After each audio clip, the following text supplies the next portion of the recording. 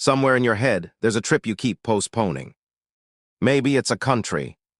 Maybe it's a road trip with the friends you keep promising to see more of once life calms down. You'll do it someday, when there's more money, and that feels responsible.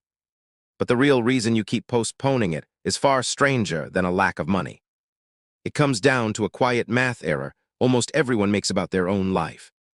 You're treating money as the scarce resource. It isn't. Not really. Something else is running out faster, and it never shows up on a bank statement. Put your money goggles on. In 2020, a hedge fund manager named Bill Perkins wrote a book called Die with Zero, and its central claim sounds almost offensive at first. He argues that dying with a large pile of unspent money is not a triumph of discipline. It's a receipt for years of your life that you worked for free. Think about what money actually is. You traded hours of your one finite life to get it. If you never trade it back, for experiences, for people, for living, those hours simply vanish. You sold them and bought nothing in return. Hold that thought, because there's a number coming later in this video that should genuinely unsettle you. It's about the age when inheritances actually arrive. First, a story Perkins tells about his roommate. Early 90s, New York. Perkins and his friend Jason are junior clerks earning around $18,000 a year, sharing a shoebox apartment. Jason announces he's taking about 3 months off to backpack across Europe, funded, absurdly, by roughly $10,000 borrowed from a loan shark, because no bank would lend to him. Let's be very clear, that part is a terrible idea and nobody should copy it. Perkins certainly thought so. He called his friend crazy and stayed home to keep working. Jason went. And here's the part that matters. Years later, there was no visible financial difference between the two men. None. The trip changed nothing about Jason's long-term finances. But Jason came home with something Perkins never got, a set of memories he still draws on decades later. And Perkins calls staying home one of the biggest regrets of his life.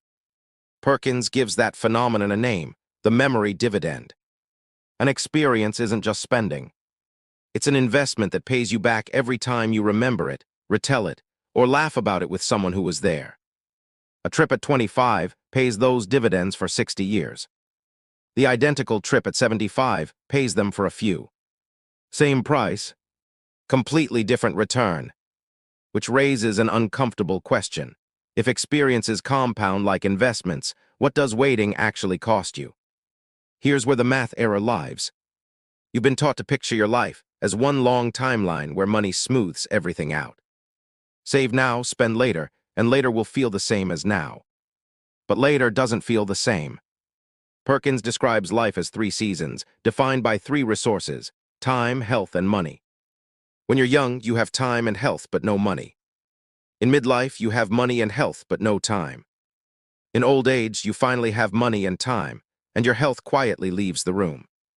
There is no season where you hold all 3, which means $1 is not worth the same amount in every decade of your life. $1 at 30 can buy a mountain trail, a dance floor, a 14-hour day exploring a city on foot. That same $1 at 80 often can't. The money kept its face value. Your ability to convert it into life did not. Perkins estimates that money buys the most life somewhere between your mid-20s and mid-30s. That's his reasoned estimate, not a laboratory finding, but the direction is hard to argue with.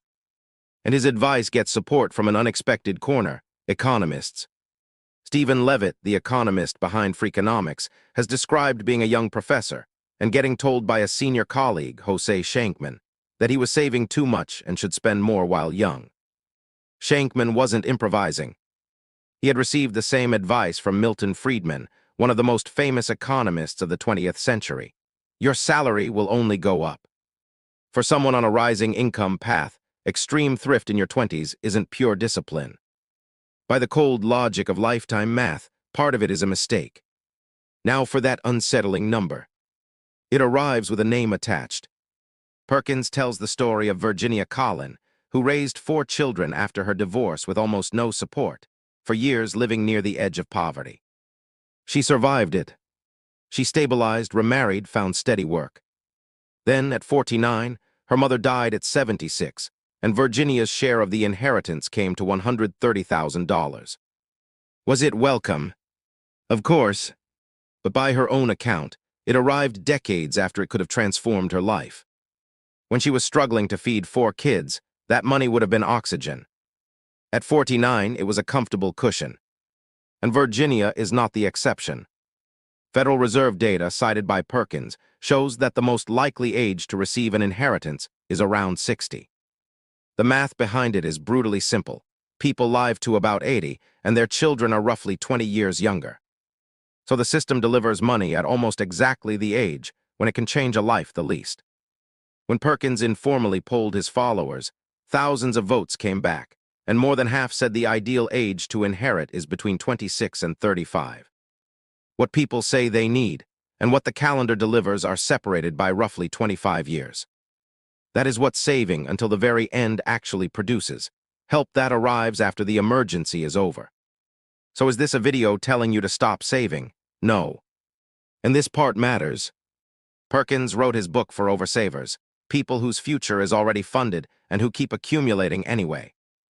If you don't have an emergency fund, if retirement isn't on track, that comes first. This philosophy sits on top of financial security, never instead of it. The target isn't your safety net. The target is the surplus, the pile that keeps growing past every goal you set for it, on pure autopilot, while the version of you who could actually enjoy it quietly ages out of the picture. Because that's the final idea worth sitting with. You don't die once. Perkins points out that the parent whose kid still wants Saturday morning cartoons dies the day the kid decides they are too old for them. No warning. No announced final showing. The friend group that all lives in one city dies with the first moving truck. The knees that can handle a ski slope have a retirement date nobody tells you about. Experiences expire before life does. Every year you delay one, you're not postponing it. You might be silently canceling it. So here's your action for today. Pick one experience you've been deferring. One trip, one dinner, one thing from the someday list. Give it a date and a budget line, the same way you would fund any other financial goal. Not reckless, deliberate, because somewhere in your head, there's a trip you keep postponing. And now you know the postponement was never really about the money. If this video showed you a blind spot, share it with the one person you'd take that trip with. A new Money Goggles video every week.